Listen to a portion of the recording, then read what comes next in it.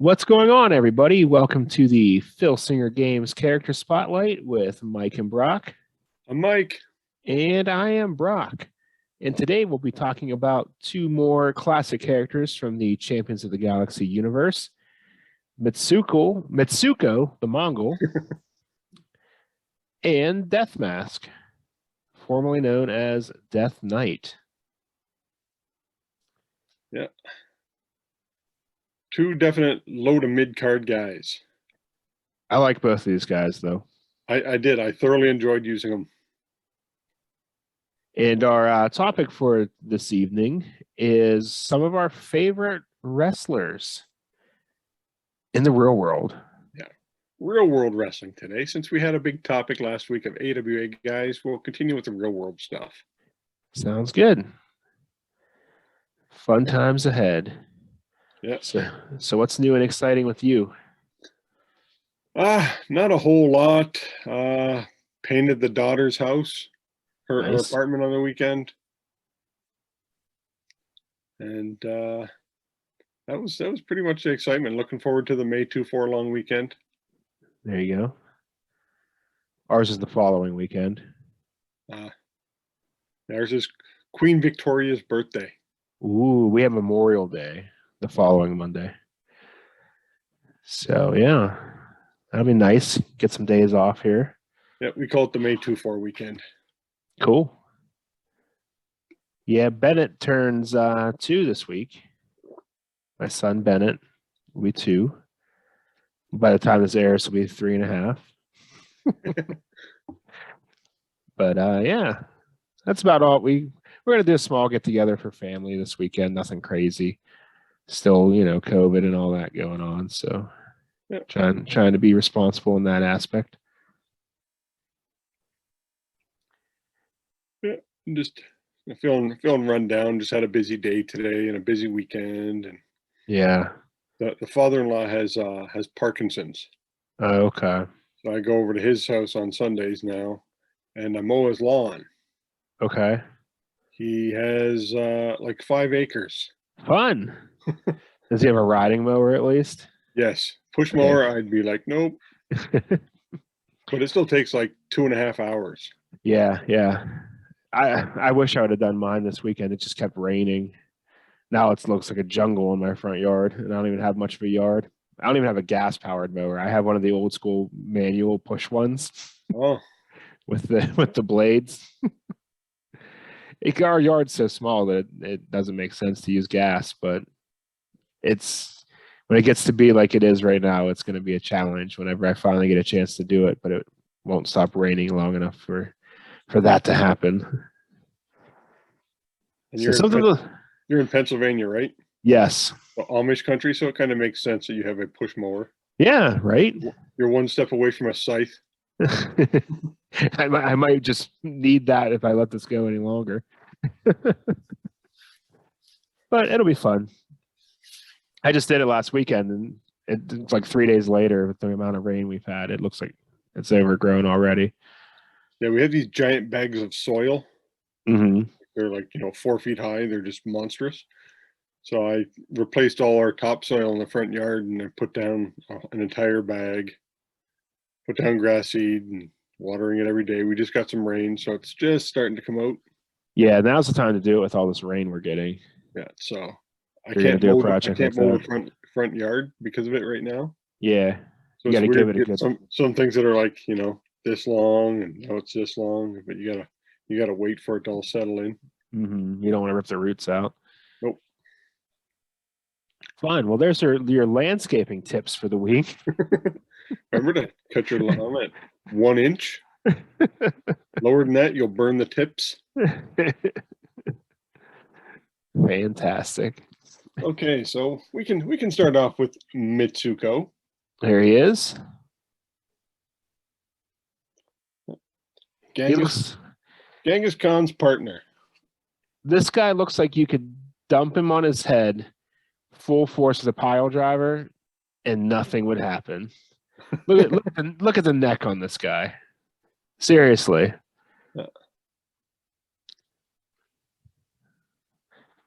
Looks like a complete powerhouse, but he's got a +2 power. Yeah, I was going to say +2 power, +1 agility or something like that. Yep, that is correct. Yeah. Let me pull up his official stats. He's 6'1", 248 pounds from Mongolia. I had him at 6'1", 235. Pretty close. Very close.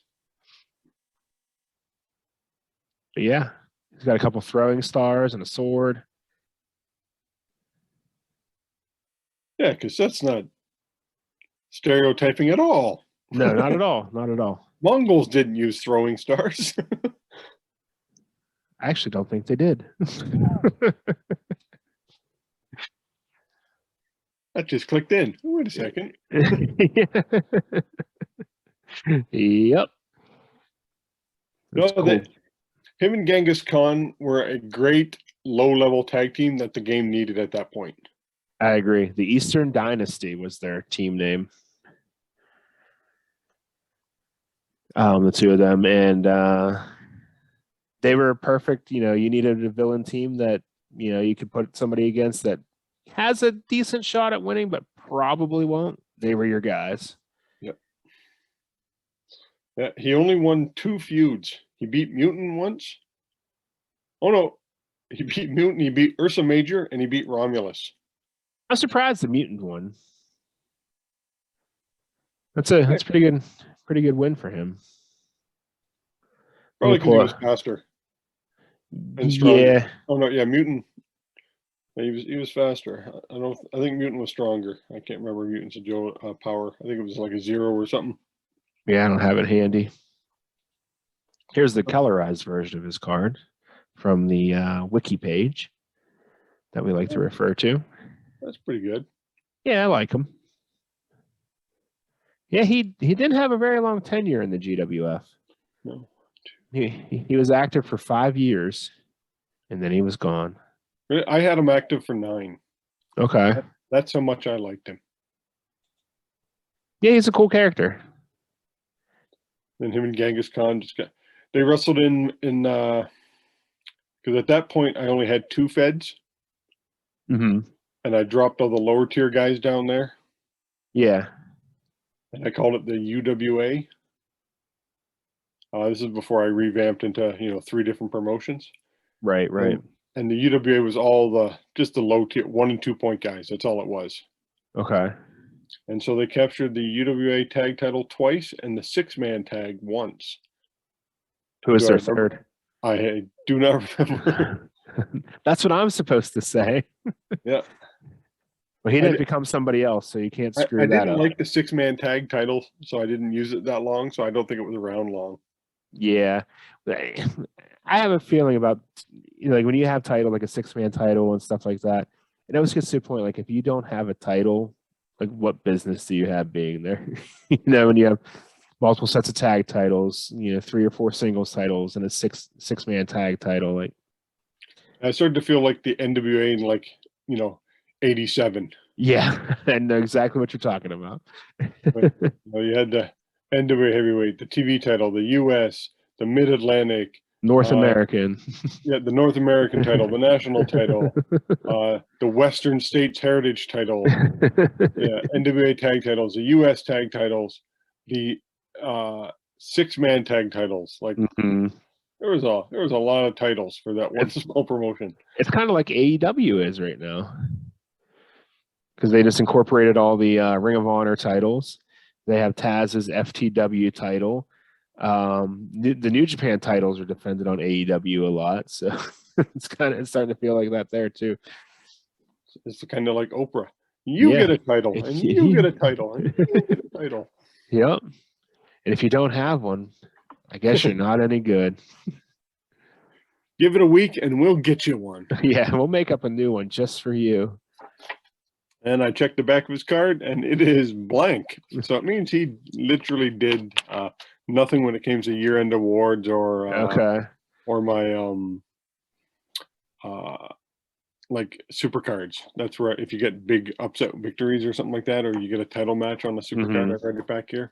Yeah, I don't really remember them or him winning much of anything, but I did use them a lot as like that, like almost like a gatekeeper for the tag titles. Like, okay, get through these guys, and like a warm up match kind of deal.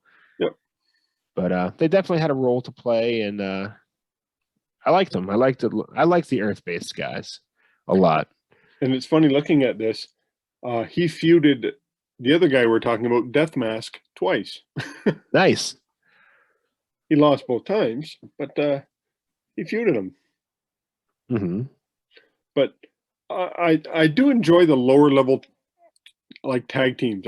I find them to have, it was more interesting using them because when they got a victory, it was a big deal. Yeah, because I mean, and with these guys in particular, Mitsuko, he has a ton of tags on his card. Yeah, and Genghis Khan did too. Yeah, so I mean, they're tough to put away because they can keep them. I getting think out they of had there. something like 12 tags or something like that between the two of them. I believe it because I'm looking at Mitsuko here, and he has 9 tags on his card. Yeah. So, yeah, I mean, it's hard to put them away when they can constantly tag out on defense. Yeah, he's got at least 2 on every level, including 3. So that's impressive. And what was it? And they had a +2 tag finisher? Yes, the Mongolian Mauler. Yeah, I don't remember what it was. I think I used it as a double chop off the ropes. It's officially listed as a running double clothesline. Oh, okay. So maybe I guess they hit him from both sides. Maybe. Probably just hold the arms and do like the, a double clothesline. Cool. But yeah, he's got a pretty weak offense. Not much of an offense, honestly, at all. No, I think he could put you down once on level 2. Yes. But he has a clean one on level 1 on number 6 to go right through. Yeah. Mitsuko axe handle goes straight through. This would go back to when, we were talking about tag team strategies. Mm-hmm. So Mitsuko would be on number 1, Genghis Khan would be number 2, and Mitsuko would come in on level 3. For the big finisher. Yeah, that's how I worked them. Mm-hmm. Makes sense. Got to keep them at their strongest. I've been doing that a lot more recently. I've been paying attention. I don't know if you've noticed. You'd be amazed at how well guys can do if you use them properly. Right? Who wants to do that? Let the dice decide. Yeah. But yeah, like I said, I thoroughly enjoyed using some of these guys. Mm-hmm. And I think that's why I kept them around an extra almost 4 years. Yeah. Was they didn't really do anything or hold any titles, but I used them constantly because they were that, I bring in a new team and I feed them to these guys. Mm-hmm. They were like the bomb squad. Yeah. Or no, what was it? The All Squad or something like that. Adam Blast and Vladhammer. Mm-hmm.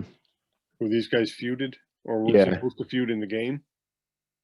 Yeah. What was their team name? Adam Blast and Vladhammer? Young Allies. Yeah. So that's who they were supposed to. I didn't do that feud, but those matches would take forever. Oh, yeah. That's probably why I didn't feud them. Yep.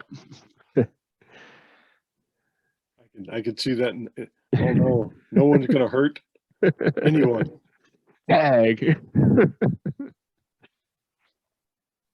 Yeah, I mean, his level 3 defense, he's got 3 downs, a pin 6-3, and 2 hurts, but every down he can either tag or leave. Yeah. So, and he had a B ring. Yes. Yeah. It's not horrible. No. B ropes, C turnbuckle, B ring, B death jump. Disqualification of 5. Yeah. So if you could change something on good old Mitsuko. I think just based on the art, I'd bump his power up a little bit. just because he looks stronger than he is on his stats. Make him a 0 or a -1? I think 0 would be all right.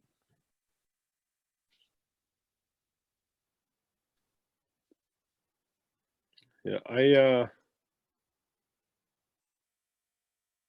I might take away 1 or 2 of those downs on level 3. Okay. Yeah, that would improve him a lot, but Or make it so he can keep you down on level 3. yeah, because he has a knee drop 2 on the number 1 position, but he has an eye rake 2 with a choice H on number 2, so that would become a level 3 move by today's rules. But yeah.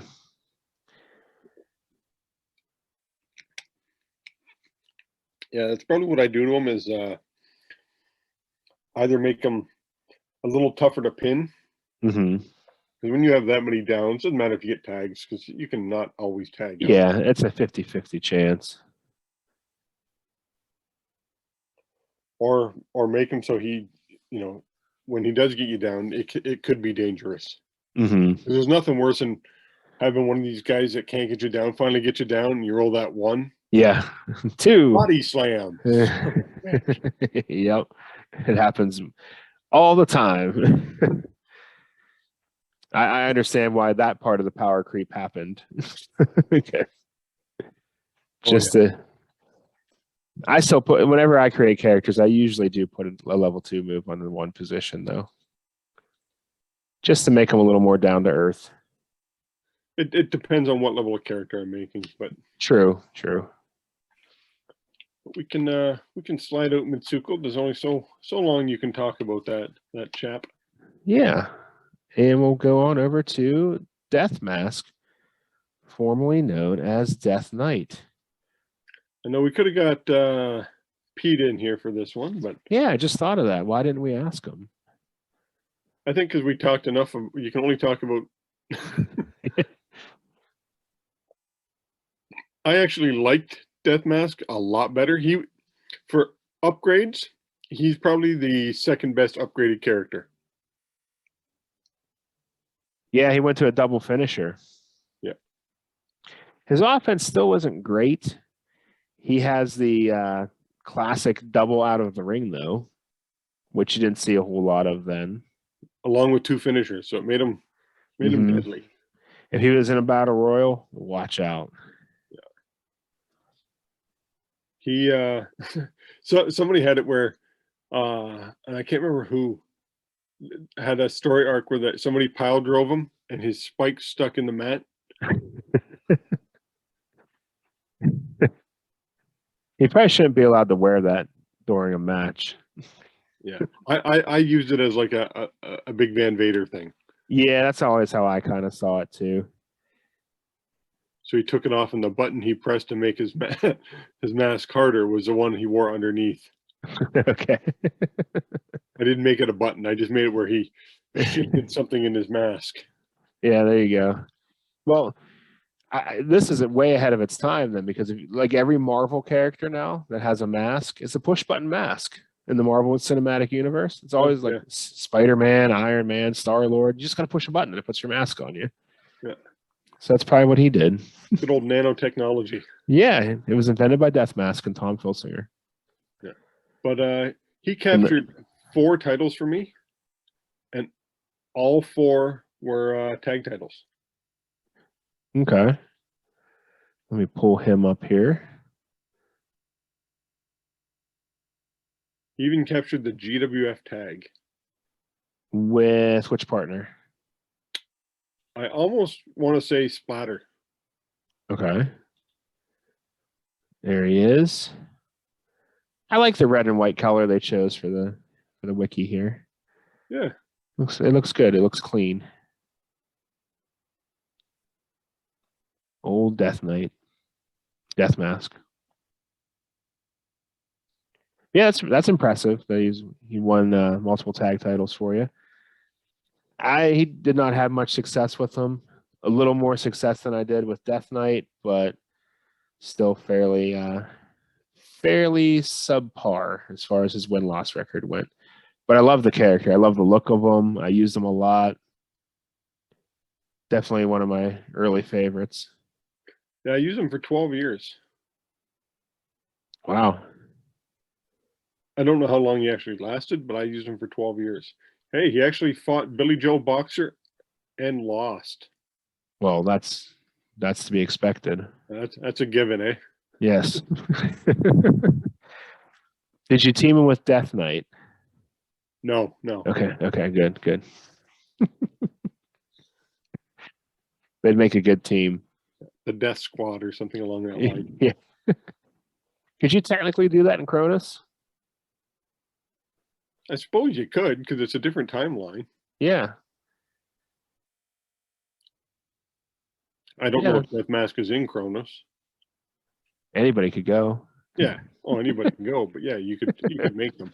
But why would you want that tag team in Cronus? With all those powerhouses. Yeah. Just for fun.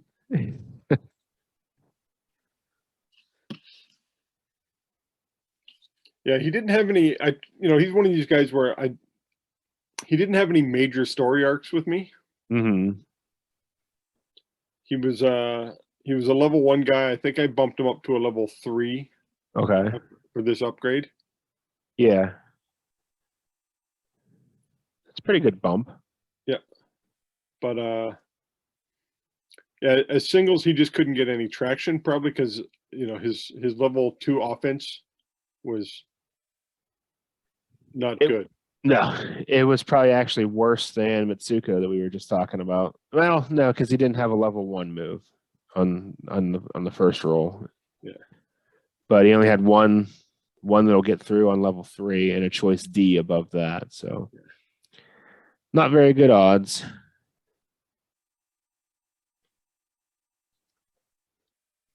But he had a couple less downs on his card altogether. And he had a 3-pin? 7-4. 7-4. Okay. Yeah. Mitsuko had the 6-3.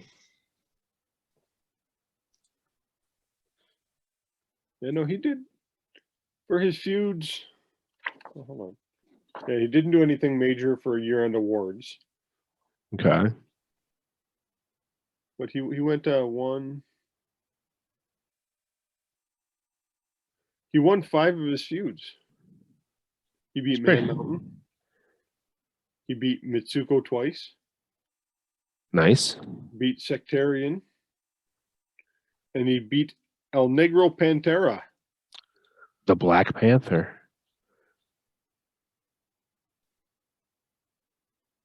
Another classic bootleg. Yep. He wrestled him for 2 years. They feuded. Did they ever do a mask versus mask match? No, I've never done a mask versus mask match because I respect the mask too much. Mm-hmm. Yeah. And you don't know what they look like underneath there. No. I don't even know if that's ever been a part of the storyline now that I think about it. Mask versus mask? Yeah, in GWF. Yeah, I don't think they have. I know Pit Viper, he took his mask off voluntarily. Mm-hmm. Yeah, the other guys have all left their mask on. Mm-hmm. There was no evil promoter like Eric Bischoff going, okay, yeah. Ray, take your mask off. Let's unmask all the luchadors. Like Psychosis, Juventud Guerrera, Rey Mysterio, how many others? Like, it was just ridiculous. Yeah. It was just a power trip. That's all. Yeah. Mm-hmm. And then Vince gets these guys and puts it right back on.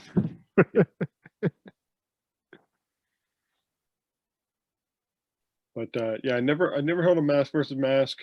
Like I said, he was great as a tag team. Mm-hmm. Because you get somebody to put you down, and he just come in with the either the double finishers or the the 2 out of the rings. Yeah. And he could just put a beating on you. Mm-hmm. Yeah, his level 3 defense is pretty stacked. He has the pile driver too with the choice H, so that becomes a level 3 move now as well. So, yeah. He had a solid level 3 offense. So that's why he won probably so many tag titles. And the +3, I mean, his disqualification is 5. That's kind of high, but still, that +3 is nothing to laugh at, especially at that time. No, and I use the the double DQ rule. So he didn't get a whole lot of DQs. Yeah. But yeah, if I could change any one thing on him, his number 5 move on level 2 would be a down. Yeah. Yeah, just move everything up 1. Yeah. All the choices and stuff. Yeah, that's pretty good there. That'd take him to a contender for a secondary belt, like a TV title. Yeah, for sure. Just to be different, I'd drop his pin rating down to a 5.2. from a 7.4, 6.9 to a 5.2. That's yeah, yep. It's the mask. He gave him more confidence. Yeah, he was an interesting guy. Not one of my favorites. He was just filler in for me though. Yeah. And so when it came for him to retire, I think I literally just wrote him out. Like he didn't give him a big farewell. No, he had no big farewell. He just, I liked him. I really liked all the masked guys. Oh, I still use the Masked Assassins. And I still use that. I use the storyline of the Mitsuko and Genghis Khan. Are they the demons of Hydra? Tom sucked in a lot of people with that. That was, a great story arc. Yeah. Then they just ended up being 2 new guys. Yeah. Which is brilliant. Yep. It's like what the WWE does now all the time. Like, oh, we're going to build this thing up and it's going to be Kane.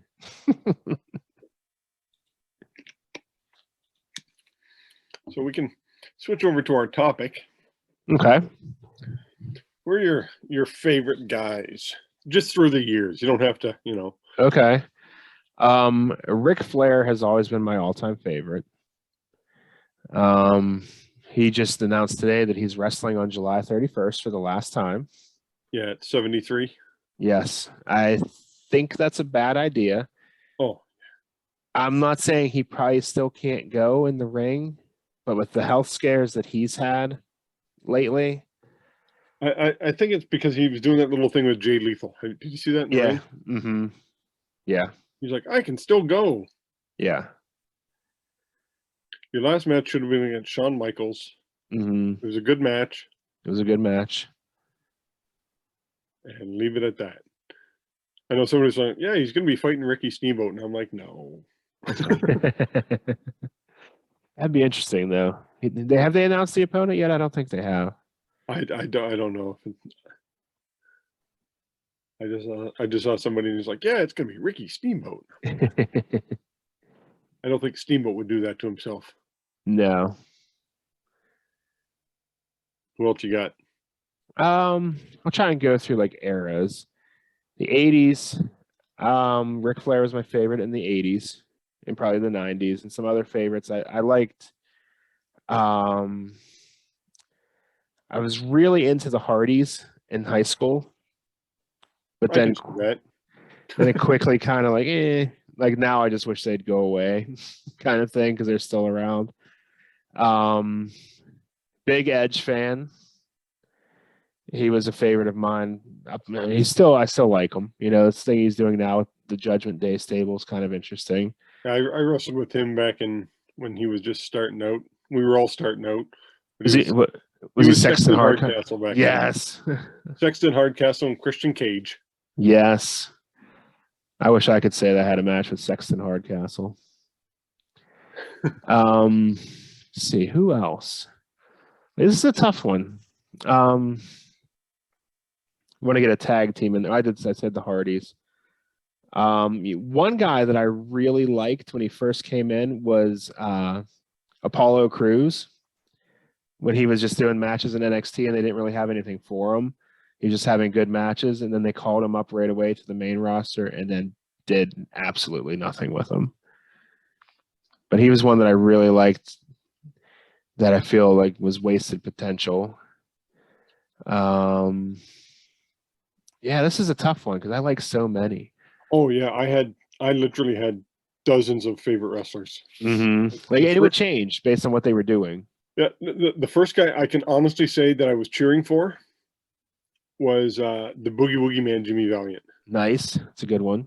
He was my first, favorite wrestler, and when he feuded Exotic Adrian Street. Okay.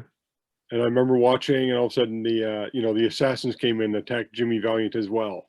And then Adrian Street joined Jimmy Valiant, and they fought off the assassins. And that was my first time I saw somebody do a change.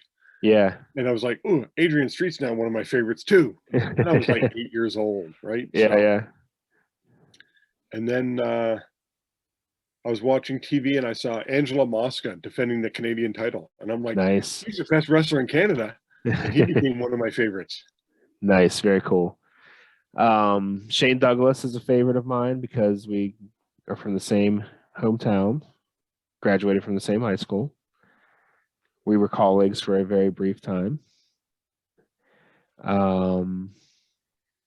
Let's see. He's a good guy too. Like, he's just really down to earth, easygoing, easy to talk to. Had great matches, a great character too. The whole franchise character was awesome. I loved it because it totally wasn't him, but he did it so well. Yeah, when I was in high school, I had wrestling posters on my wall because that was a chick magnet back then. Oh yeah, absolutely. I had the Road Warriors. Very cool. They were on my wall. Bruiser Brody. Dr. Death Steve Williams. That's a good one.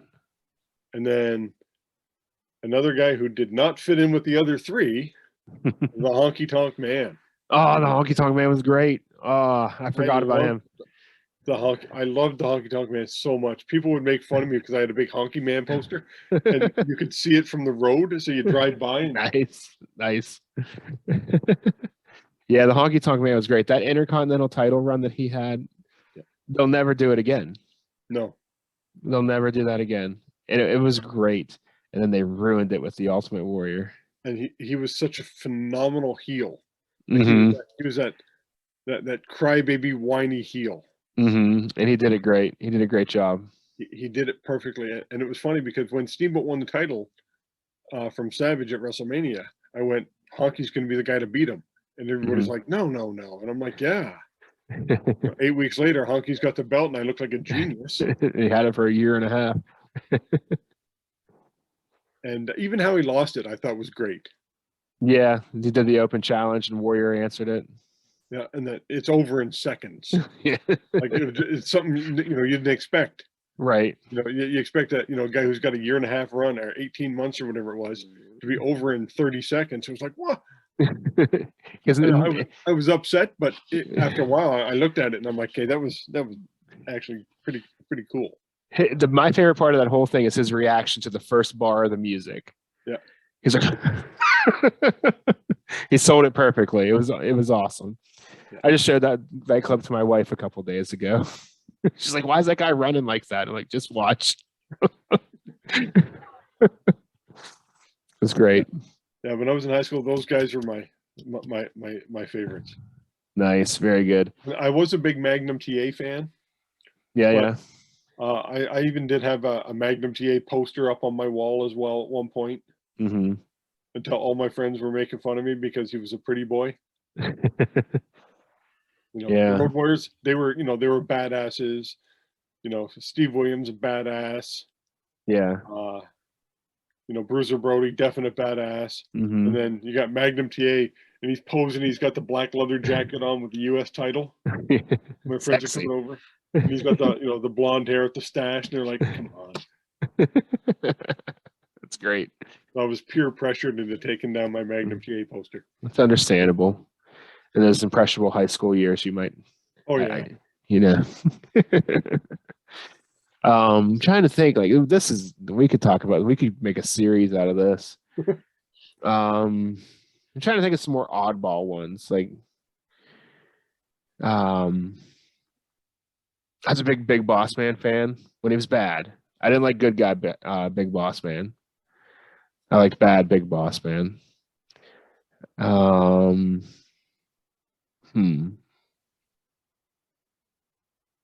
Yeah, it's too hard for me to narrow it down. Oh yeah, see, like if I go to the, if I start going to the modern area, like Chris Benoit, Mm-hmm. easily one of my favorites, still is. Yeah. And yeah, you know, I think it was all concussions. Mm-hmm. Yeah. Yeah. I don't think he just suddenly decided to become evil. I think, I mean, in the autopsy showed that, like. I've had 6 concussions, and my wife will tell you my personality has changed sometimes. Mm-hmm. I now, I can be suddenly quick to anger, and I don't even know why I get angry. And she's like, why are you yelling? And I'm like, oh, I didn't realize it. Mm-hmm. So, Yeah. he had 80. Yeah. Yeah. Scary stuff. And Kurt Angle. Kurt Angle's awesome. At the Angle Benoit feud, and then the Angle Benoit tag team. Oh, yeah. Yeah. Fantastic. It's just sad that stuff's never going to be replayed anywhere. I liked Bret Hart, but he wasn't one of my favorites. See, I found Bret Hart boring. His matches were spot on. Like, there was nothing. Yeah. But it felt like they had a formula. Yep. So did Ric Flair, though, too, I guess. Oh, yeah. You can watch Flair matches, and you know exactly what's going to happen. Yeah.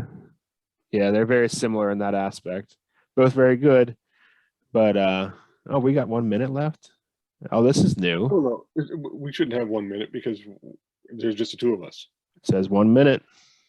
Oh, we'll find out. Uh-oh. Yeah. Now, if they changed it on 2-person calls, this is going to suck. And I also remembered Rick Martel. Rick Martel was great. Where him and Tony Gurria were the WF Tag Champions like 3 times or 4 times, and I was like, oh, guys. And then next thing I saw, Martel was in the AWA. I even liked the model, Rick Martel. I did do a point. Because he was still good. Like, he still did everything in the ring. He just didn't get the win. Well, I was shocked when I saw him in WCW winning the TV title. Yeah.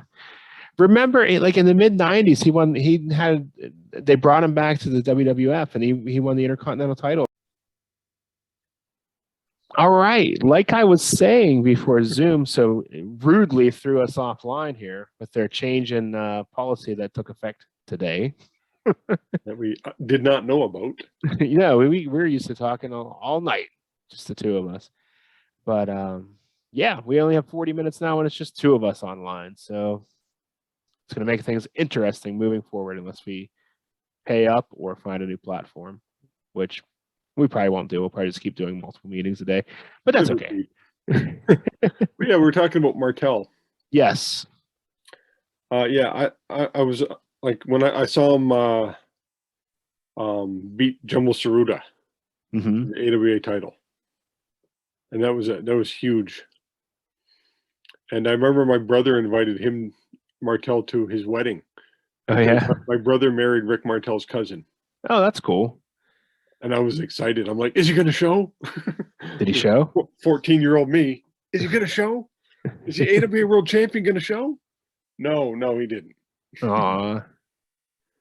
What a jerk Rick Martel turned out to be. I was disappointed. But,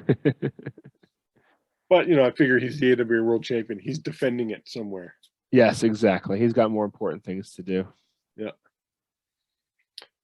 And then I went on a streak of not liking a lot of guys. Like, there was just Benoit and Angle and The Rock. Okay. And then after that, there's not a whole lot of people that I was like, where I look forward to their matches. About 3 years ago, I became a big fan of Ria Ripley. I'm watching her. I'm like, she's going to be awesome. Yeah. It wouldn't give her a push, and I was getting frustrated. It plays in perfectly, though, with the storyline they're using right now. Yeah. Which I like. So I now look forward to seeing her stuff. and actually follow her on Twitter. So she's actually quite active on Twitter. That's good. Did you get any DMs? No, but I have gotten likes from some WWF guys. Yeah, I've seen that. DDP and Rob Van Dam. Mm-hmm. I've liked some of my stuff, That's good. which always shocks you. You're like, holy crap. Yeah, it gives you some street cred. Yeah, I'm trying to think of like, Now, Edge and Christian, I liked them, but they were just funny. Like yeah. I like their interviews more than I like their matches. See, I liked Edge by himself better. Whenever he was like WrestleMania 24 when he fought the Undertaker in the main event, or is that 23? Whichever one that was, but the build up to that was great. Yeah. Where he was mocking the Undertaker and stuff, and just like narrowly escaping every time. I actually thought he was going to break the streak, but then it didn't end up happening. But I think it also depends on like which promotion I'm watching. True. So when I was watching Lucha Underground, Mm-hmm. Prince Puma, Ricochet, Yes. loved watching him. Mm-hmm. Now and Morrison, Morrison was great in that. Mm-hmm. Which is what bothers me most about WWE and how they handle a lot of their talent is there's video evidence that these guys can do a lot more than you're allowing them to do on your TV. Yep. Just let them go. But it's all a lot of backroom politics and all kinds of other crap.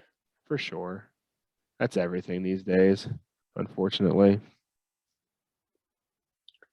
And but I think that was the end. Like there wasn't a whole lot of tag team. Like I really enjoyed watching the Midnight Express, Stan Lane and Bobby Eaton. Bobby Eaton, I wasn't a big fan. Like he was just, I always thought he was a good worker. And then I watched him one time versus Nikita Koloff for the TV title. And I'm like, holy crap, this guy can really work. Yeah. Yeah.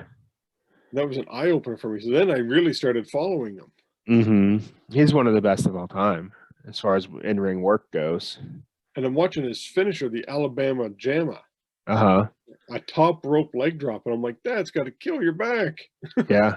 Yeah.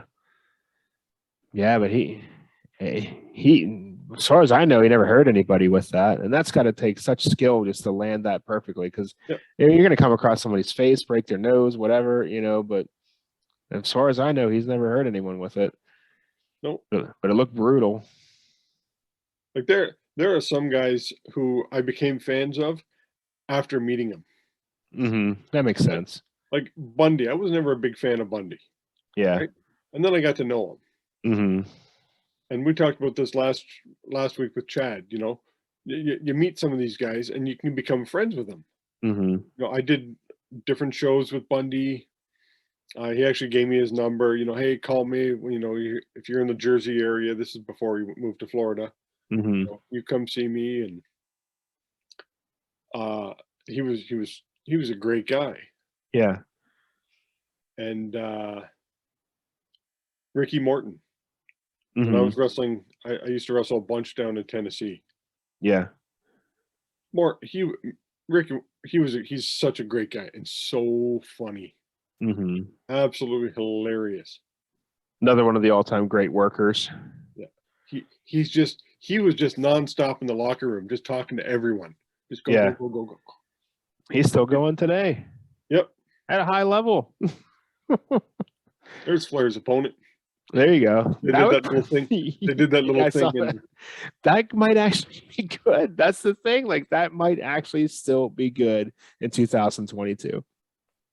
And another guy who I met, Chris Masters.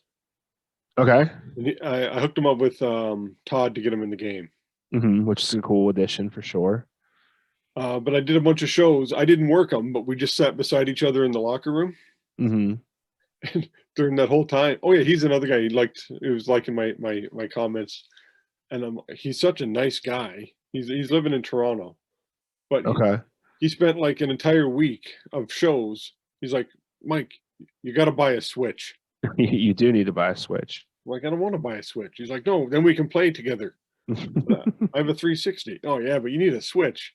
He goes, because I need more Switch friends to play games. I'm like, you buy a 360. It's not portable.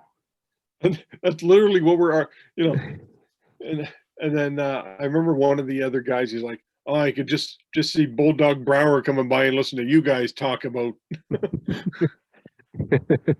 two wrestlers arguing over which video game system they like the best. Yep. The Switch is very convenient with its portability.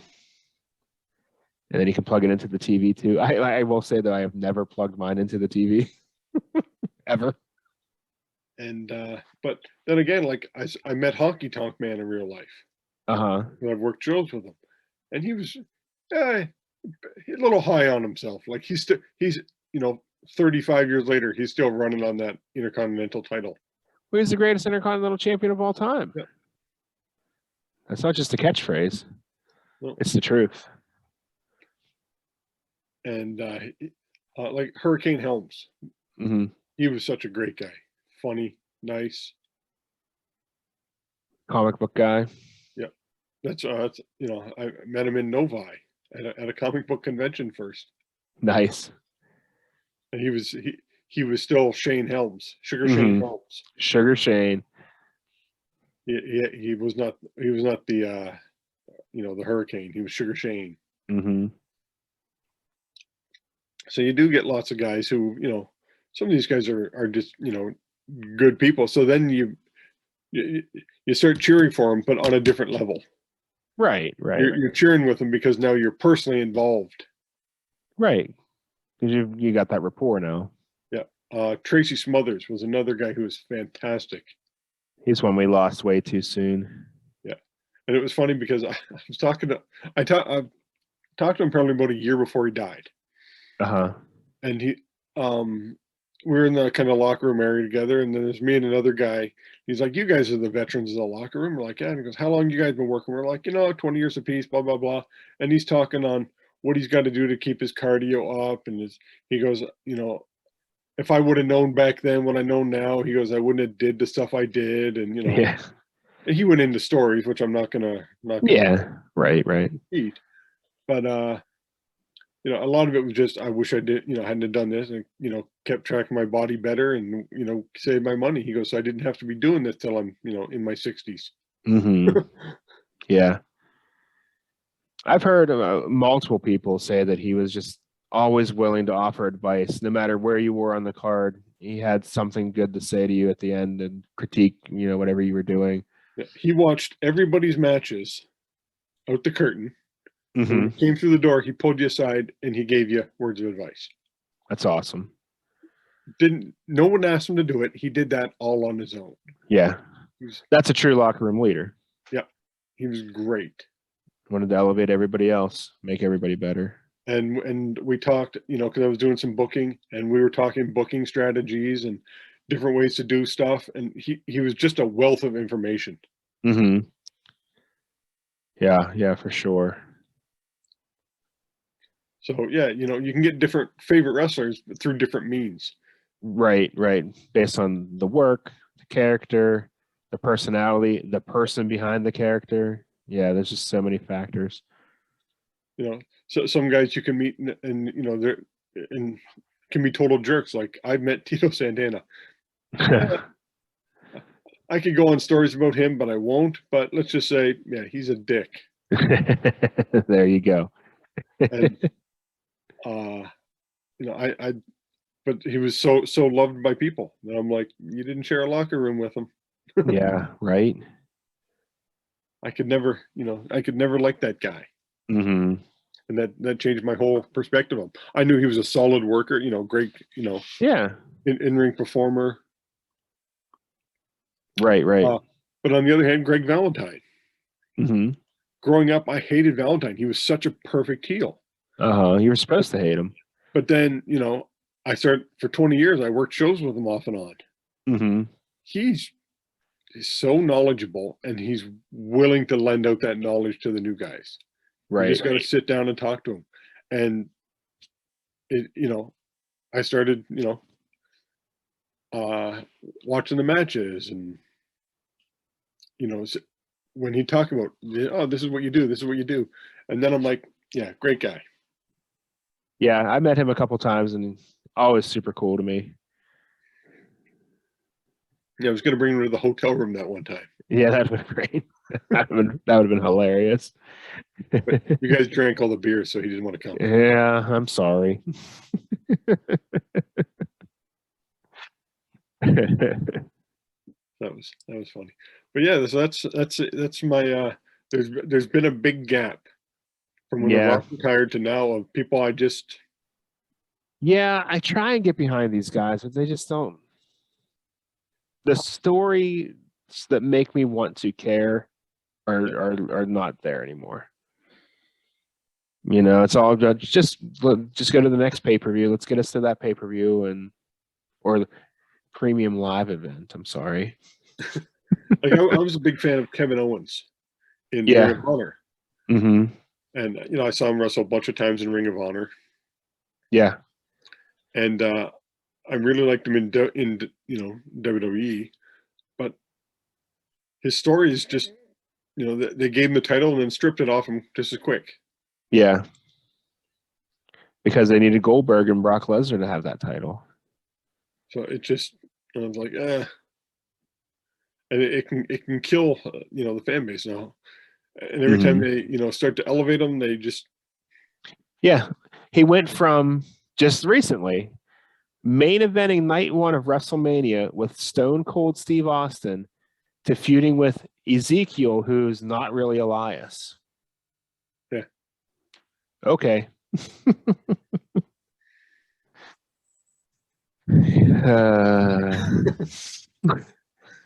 I really like him and Sami Zayn both, though. I think they're great, and I think they're underutilized.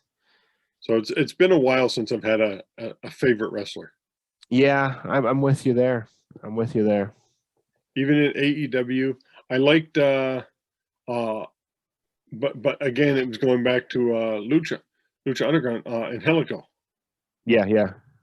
I liked him in Lucha Underground, and he's completely lost in AEW, and not re-signed, and he was a lackey for Matt Hardy for the last year and a half.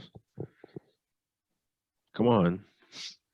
So I'm not a big fan of High Spot. So if a High Spot guy can get me liking him, yeah, he's doing something right. So right. Ricochet, Will Ospreay, those guys are good workers, but Will, he doesn't wrestle over here too often. No, he's almost only in Japan. Yeah, these days. And Ricochet, they give him belts and then just. Yeah, he's the current Intercontinental Champion.